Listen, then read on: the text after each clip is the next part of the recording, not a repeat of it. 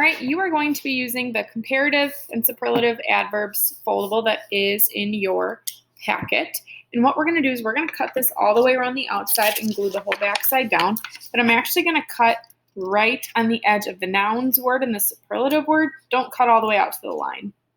So it's not going to fit on the page if we do that.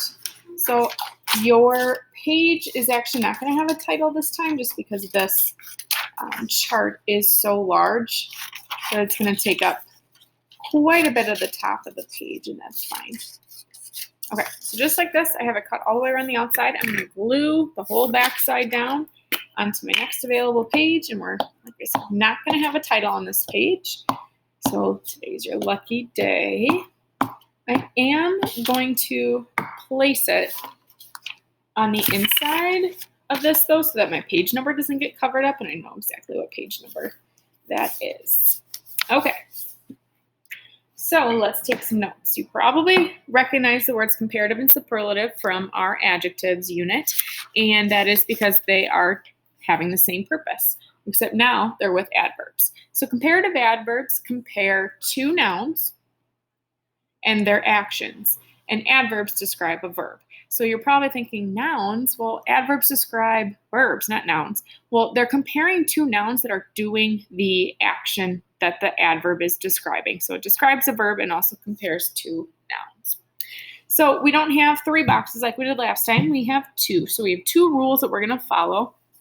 If you have an ly ending, which like we've talked about before, is the majority of adverbs, you are going to add the word more or less in front of the adverb.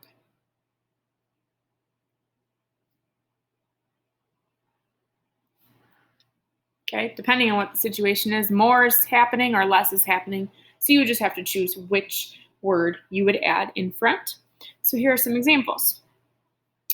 Someone's moving slowly, but the other person is moving more slowly than the other. Someone is reading quietly, but the kid next to them is reading less quietly than they are. And then seriously, someone is acting seriously about the situation, but the principal is acting more seriously about the situation because they know how serious it is. Okay, just a few examples. Now, kind of thinking the opposite. If we have ly endings, and if we have no ly endings.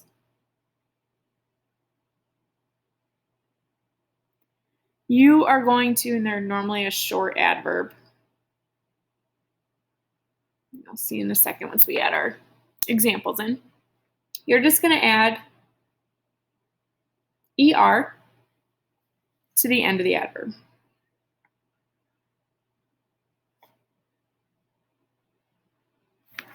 Okay, so no ly endings. We're going to add er to the end, kind of like our adjectives when we were comparing two or more nouns. So quicker, if you have quick, I'm going to underline that to show the original verb, quick, and then just add er to the end. Fast, faster, slow, slower. Okay, so these are, like we said, the short adverbs, usually only one syllable, like we were working with adverb or adjectives. Okay, now superlative. So go ahead and pause this right here if you need to finish this up, and we're going to move down to the bottom half. Bottom half, superlative. You might have guessed it. They compare three or more nouns and describe a verb. We have the same two criteria for here. You have an ly ending. You can probably guess what you're going to add in front. You're going to add most or least, depending on what you're talking about, in front of adverb. And some examples: most slowly, least quietly, and most seriously. Okay. All right, so Most slowly can be used when someone's using the adverb to describe how someone is moving. They're moving slowly, but they're moving most slowly today out of all the days this week because they have a headache. Least quietly. They're reading and studying quietly, but that person over there is reading the least quietly because of their surrounding and their distractions. Most seriously. They are taking the situation seriously, but the principal is taking the situation most seriously because he knows the dangers and the effects. Okay? And then you probably guessed it, no ly ending. You are, again, working with short adverbs. You're going to add est to end of adverb. Okay, so we'll use the same examples above.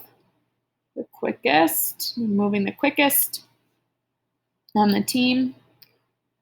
That car is driving the fastest. And that turtle is moving the slowest out of all three of them. Okay? Now, off to the side, hopefully you left some space on this page. And if you didn't, go ahead and use the next page, and you'll have to put a title on that page, Irregular Comparative Adverbs. Over here, I'm going to go to the top. Actually, go back down quickly. If you need to pause and finish this, go right ahead. Otherwise, up at the top, I'm going to make a little tiny chart and just say irregulars. So here are some common ones that don't follow these rules here. And you'll see them pretty often. So we have, I'm going to label P, C, and S to show positive, comparative, superlative. Okay? I'm going to write kind of small just so I can fit them in on this page here. So hopefully you can read it. We are going to have the first one, badly. So if something is badly written or badly done, when you're comparing two things that are badly done, something is worse than the other. But then superlative, 3 or more, you have the worst done project. Now, far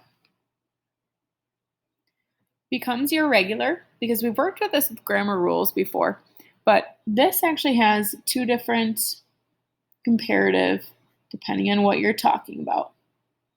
Farther or further. So far, you're traveling far, but you're traveling farther or you're digging further. Depends on what your verb is or what you're working with in the sentence. Remember, farther always talks about distance. So when you're traveling farther. You're never traveling further. Further always means like more. So you're digging further down or you're investigating further. And then we would have, and I'm just going to write EST to the end. Depending on what you would add here, what word you're working with, you would add EST to either one of these here. Here's another one, little. I studied little last night. I studied less tonight than last night. And I studied the least yesterday out of every day this week. Well. Well is an adverb. And you're probably going, once I show you these here, better and best, you're probably going, wait, that should be good.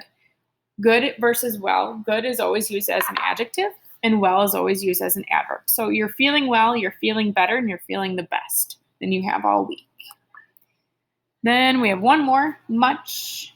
You appreciate it much, but you appreciate it more than before, and now you're appreciating it the most out of everything. Okay, so I know this chart's kind of small. If you wrote it on the next page, you can obviously write it a little bit bigger or, find a way to copy it into your composition book. All right, that is it for today. So go ahead and revisit part of this video if you need to finish any of the notes, if you didn't get a chance to pause it, and then look on this assignment for your practice after this.